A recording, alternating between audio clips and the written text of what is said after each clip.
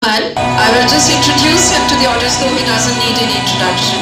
Shri Jag Mohan is an IPS officer of 1991 batch, belonging to West Bengal cadre, and is presently posted as Director Civil Defence West Bengal, handling various kinds of emergency and disaster situations and training the community in civil defence measures. Previously, he served as Director General Fire and Emergency Service West Bengal for more than 4 years. In his career spanning 32 years, he has immense experience, having worked in almost all the branches of the police.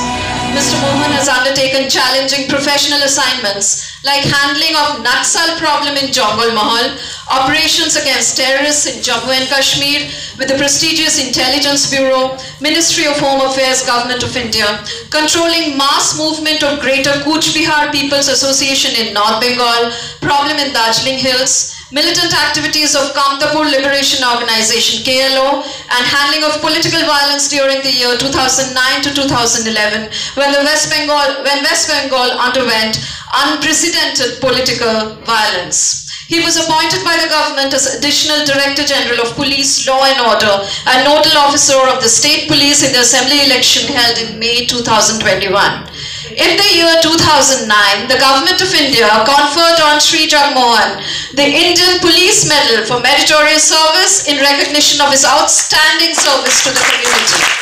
He has also been decorated with Chief Minister medals for his outstanding services. Shri Jag Mohan is a man with a variety of interests ranging from academics to co-curricular and sporting activities which include religious studies, terrorism, management studies, environmental studies, social issues, music, tennis, golf, table tennis and gardening. Phew!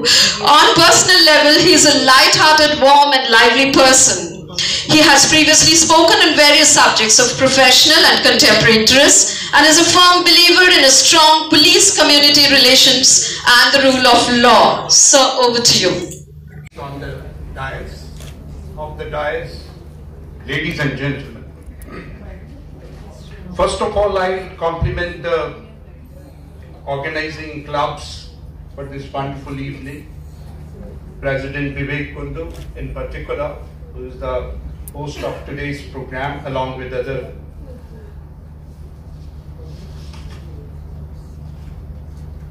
clubs of Calcutta, Rotary Clubs of Calcutta. Today's subject is we are celebrating the power of the woman.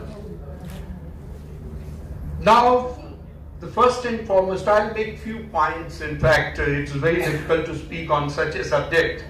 Women is a mysterious thing. Even the gods have not been able to decipher the capabilities of the woman, what they are. But I'll try to speak some of the points which I know of from my personal experience. First and foremost is women have always played an important role in the civilization. Ever since the civilization has come into being, the role of women in the society has always been important. The society cannot be imagined without women, is a fact of life. The growth of modern woman has come with the concepts of industrialization and capitalism. Once these changes have come in, the earlier role of women, which was confined to the home and taking care of the kids and all other household chores, have underwent a dramatic change. And the most important thing has taken place after the industrialization is that their role has expanded and they have started coming out and performing various other functions. The concept of equality, universal adult franchise, has further changed the role of women and brought them in the field of decision making in the society. This has totally transformed their role, particularly in the 20th century. This role has started changing and expanding this role in the modern society, where the women came in large number, using their franchise and coming shoulder to shoulder with men for working in various fields. The drivers of women progress and development in the 20th and 21st century are number one, education. Education has dramatically changed the woman. Once they have been educated, they have been able to transform their families. Their role in the society has grown, and they have become aware of their rights and the laws which are prevalent in the society for protection of their rights. So this is the first and foremost driver of change. And with education, their role as in financial independence has further brought them out of their homes and integrated their role within the larger society where they are performing important roles in the society. With the help of above drivers of change, women first started getting empowered in the 20th century and has helped them to break all barrier hindrances in the 21st century, penetrating in some of the privileged bastions of men, police forces, paramilitary forces, armed forces of the Union, science and technology, aviation, space, mountaineering, banking, heading various multinational corporations. There is no field which has remained untouched where the women have not registered their presence. So every field have been conquered by the women in the 21st century. There is no field remaining because the highest was their induction in the armed forces, where they have come and played a vital role, and that role is growing day by day. There is no field which is remaining where the women are not there. There are certain fields where women are in the predominant position. Teaching is there, nursing is there, medical fraternity is there, where their role is in the dominant position. Similarly, with the percentage of women in the workforce in the various sectors and industries is growing. That's another thing which is expanding their role in various other spheres. With every passing year, their percentage in various works, whether they are at factory level, whether they are at managerial level, whether they are at any level, that role is expanding every day.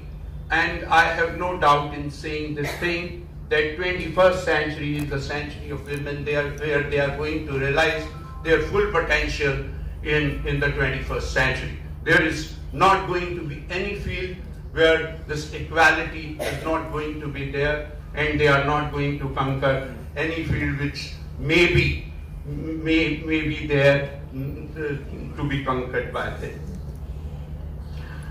One of the most important features of the woman is that she is a multitasker. She is a born multitasker. With handling of homes, children's, relationship, men, they are biologically and psychologically stronger than men, and their enduring capability in various situations is amazing. Their capacity to bear pain is amazing. Their psychological toughness is unimaginable. They are unique in their creation. Issues which are there before the society, I would like to highlight for the audience. What are the issues which I see confronting the women? The first and foremost is seeing and treating women as equal at the family level. This is very, very important. You see, the change, healthy change in any society or family begins from within. And once that treatment of equality and seeing them, these are two different concepts. One is seeing them equal, and then thereafter treating them equal is a very, very important thing which begins at family. And that is very important. That has to be done. Sense of entitlement of men, child to property, business, etc. has to go. There is a time. Because हम क्या सोचते हैं, इसके बाद मेरा बेटा, उसके बाद बेटे का बेटा, ऐसे जो है, there are still lot of people who think like this. It's a time to change. The time to change is to think on the basis of capability. Who's capable to inherit your legacy? Saying, why you cry like a girl has to go. This is the time these concepts have to go. Teach them not to bully the girls and respect their wishes. That's very important, because that change has to be induced in the society. The difference in thought process in respect of college-going girls and young girls, working women, and related issues of their clothing, smoking, drinking, partying has to undergo a change with the society, particularly with the men. It has been seen that they are perceived as different. Some women coming late because of her profession, because of other things, is looked down. But somebody taking a glass of wine is thought to be a different kind of a woman. These concepts have to undergo a change. Then the change of attitude of women toward women is also very necessary. It's very necessary.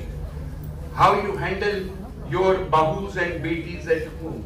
It's very important. Because if I'm not handling them perfectly, if I'm not looking them from that angle, the problems which you face today or you are facing today, if you are not appreciating those problems of your bahus and your daughter, you are not going to be compassionate or thinking good or celebrating the women in the society. The abortion of female fetus and female infanticide has to be resisted by women. This is very, very important. In fact, some of the studies have come to the fore wherein it has been said that even in the most educated and affluent woman, this tendency has been seen there. So I think there is something fundamentally wrong on this issue, and it has to be seen from a different perspective, and women have to protect the female fetus. This problem is seen both at the poverty level as well as at the level of most well-to-do families. That's a very, very paradoxical situation and has to be looked and confronted by the modern women.